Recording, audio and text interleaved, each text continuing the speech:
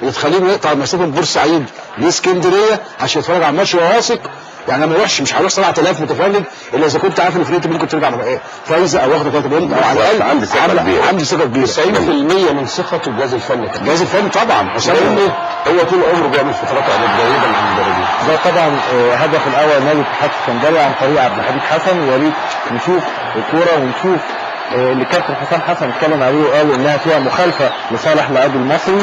اعتقد فعلا كان في اعاقه وخطا على احد لاعبي الاتحاد رضا متولي ضد لاعبي المصري، واعتقد الكابتن فهيم عمر ما شافهاش، ممكن يكون برضه ما شافهاش كويس، اخطا فيها. ولكن الخطا الاكبر يا كابتن مدحت يا كابتن ابراهيم واستاذ سيف بحمله لدفاع النادي المصري لانهم وقفوا واتفرجوا على كوره وما لعبوش على الصفاره. وده طبعا لاكوتي اللي اعتراض على اكوتي منسى. لو نعيد الهدف ونشوف ادي العاقه، ادي رضا متولي بياخد القدم اليسرى لاحمد شريف إناوي واضحه جدا فاول. ولكن بص يا كابتن معايا للدفاع المصري اللي واقف ومستني الصفاره. كان في خطا على رضا متولي، واذا كان الكابتن فهيم ما شافهاش فالخطا الاكبر على دفاع المصري. طبعا ما فيهاش شبه التسلل لان عبد الحميد حسن جاي من ورا مصلحها له محمود شاكر على الفتاح. وهدف اول لنادي الاتحاد السكندري اللي بيعود للجيم عشان تصبح نتيجه 2-1.